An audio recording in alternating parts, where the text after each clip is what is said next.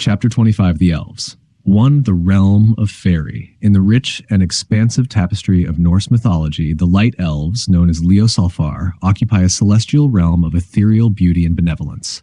Unlike their subterranean counterparts, the dwarf or Dökkalfar, dark elves, the light elves dwell in Alfheim, a realm nestled between heaven and earth. Governed by the god Frey from his resplendent palace, the light elves embody the purity and vitality associated with light and the heavens, the ethereal Liosalfar. The Liosalfar are described as radiant and beneficent beings. Their name derived from Old Norse words meaning light and elves.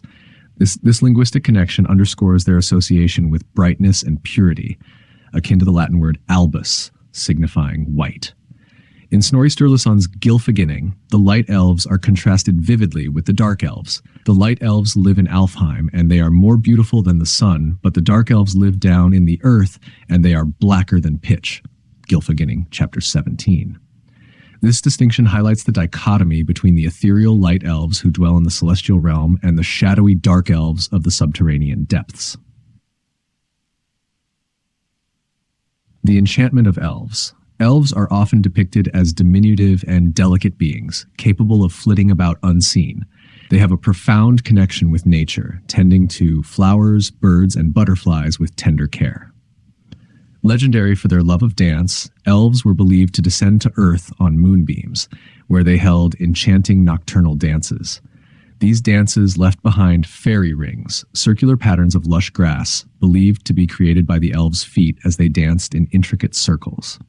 In English folklore, standing in the center of a fairy ring was believed to grant mortals the ability to see the elves and potentially win their favor. However, in Scandinavian and Germanic traditions, such actions were often fraught with danger, leading to potential death or misfortune. Sir Walter Scott captures the enchanting essence of these beings in his verse.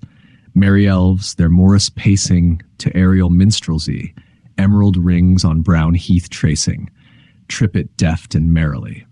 This poetic imagery evokes the lively and elusive nature of elves as they weave their magic under the moonlit sky, leaving behind traces of their nocturnal revelries for mortals to discover and ponder. Conclusion. The light elves of Norse mythology embody a realm of celestial beauty and enchantment, contrasting sharply with the darker and more mysterious entities of Norse lore. Their existence in Alfheim, governed by Frey, underscores their association with light, purity, and the ethereal aspects of nature. Through their dances and interactions with the natural world, the light elves continue to captivate imaginations, leaving behind tales and legends that enrich our understanding of the mythical landscape of Norse mythology.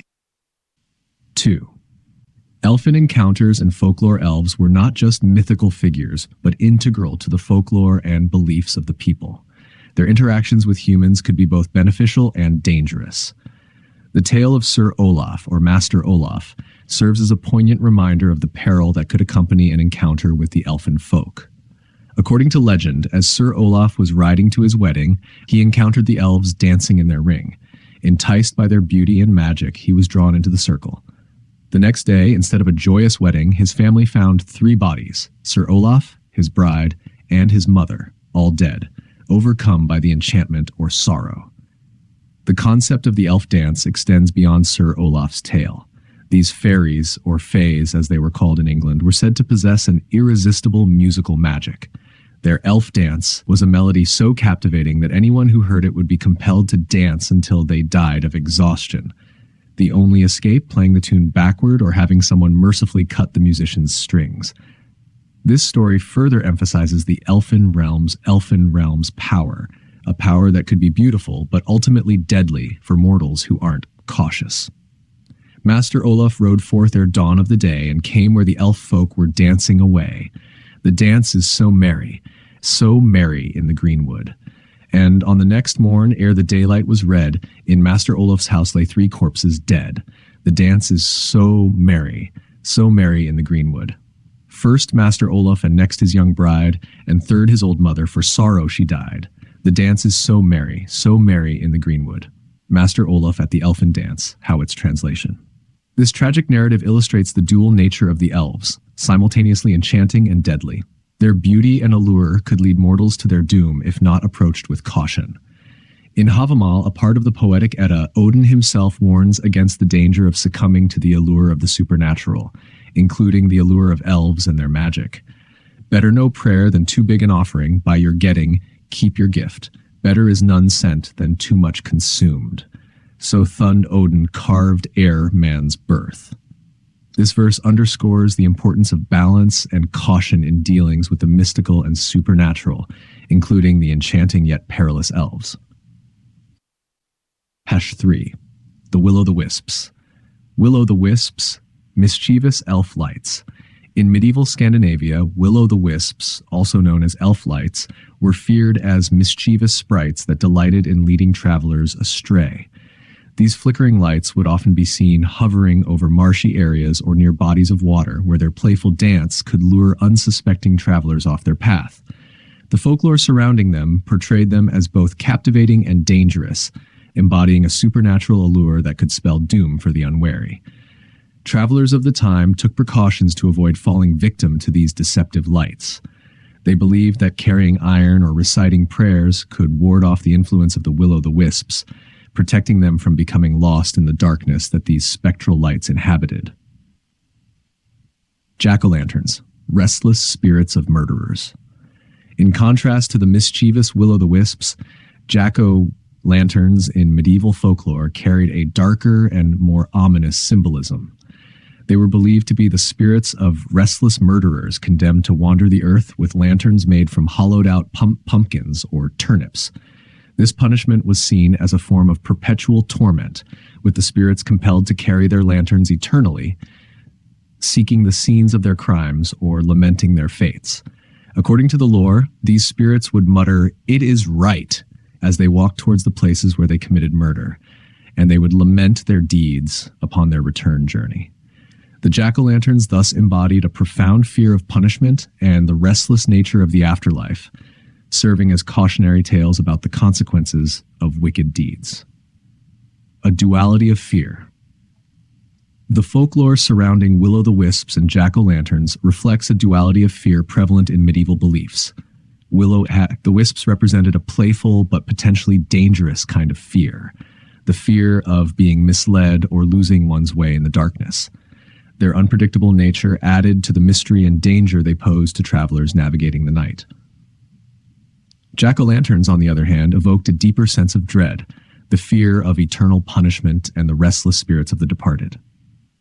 Their association with murder and wrongdoing served as a stark reminder of the consequences of immoral actions and the haunting presence of those who had met violent ends. Insights into medieval beliefs. These beliefs offer valuable insights into the anxieties and perceptions of people in medieval times. The fear of getting lost at night was a genuine concern, amplified by the vast stretches of unlit countryside and the dangers lurking in the darkness. Likewise, murder and its consequences were viewed through a lens of supernatural retribution, with jack-o'-lanterns serving as a spectral reminder of the moral codes and punishments of the time. Will-o'-the-wisps and jack-o'-lanterns provided a means for people to explain the unexplained and to rationalize the potential dangers that surrounded them. They reflected a cultural need to understand and navigate the mysteries of the natural world, even as they imbued it with supernatural significance and peril. 4. Oberon, Titania, and the Mischievous Fairies, a glimpse into folklore from demons to fairy kings. In earlier times, fairies, often associated with dwarves, were viewed with suspicion and even fear. Their connection to the underground realm and their mysterious powers led some to consider them beings of malevolent nature. However, with the influence of Christianity, their image softened. Midsummer revelry. Fairies were particularly active during Midsummer Night, the summer solstice. This time was believed to be a peak period for fairy activity, with grand revels taking place in their realm. Shakespeare's play A Midsummer Night's Dream beautifully captures this belief, depicting fairies dancing and celebrating under the midsummer moon.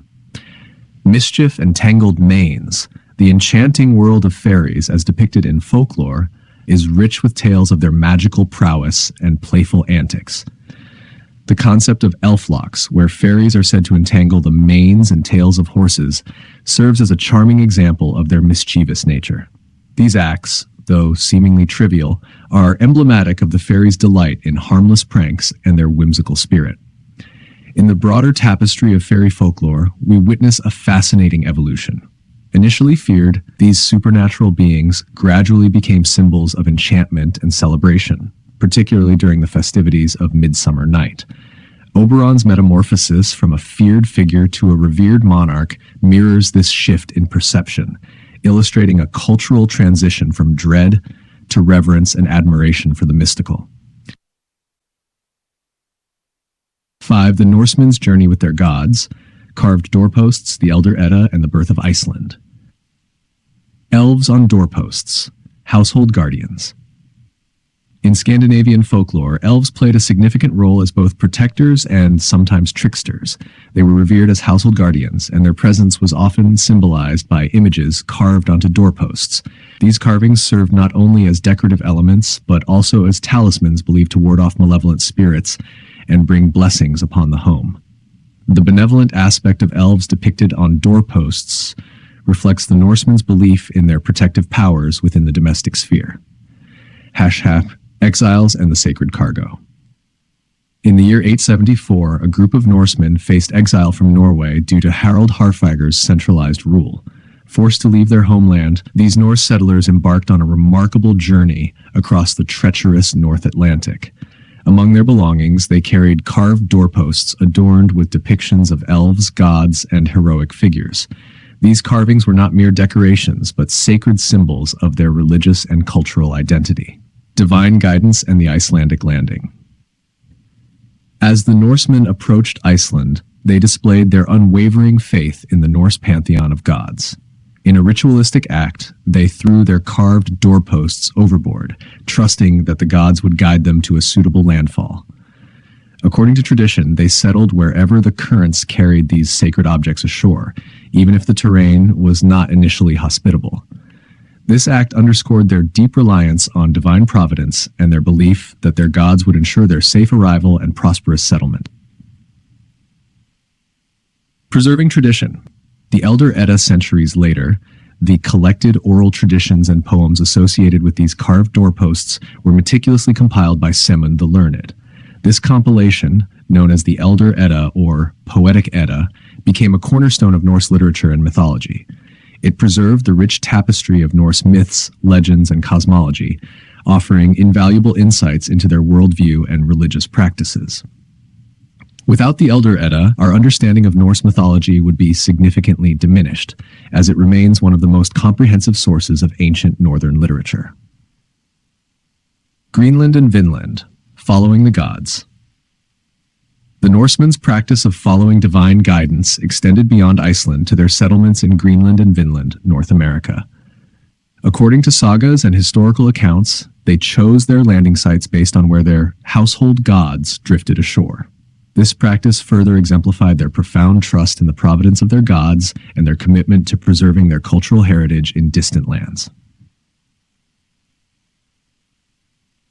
In conclusion, the Norsemen's journey with their carved doorposts stands as a testament to their deep devotion to their gods and ancestral traditions.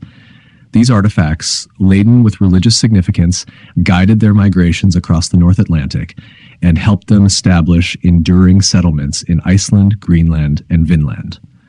The compilation of these traditions into the Elder Edda ensured the preservation of Norse mythology and continues to enrich our understanding of their cultural legacy and worldview.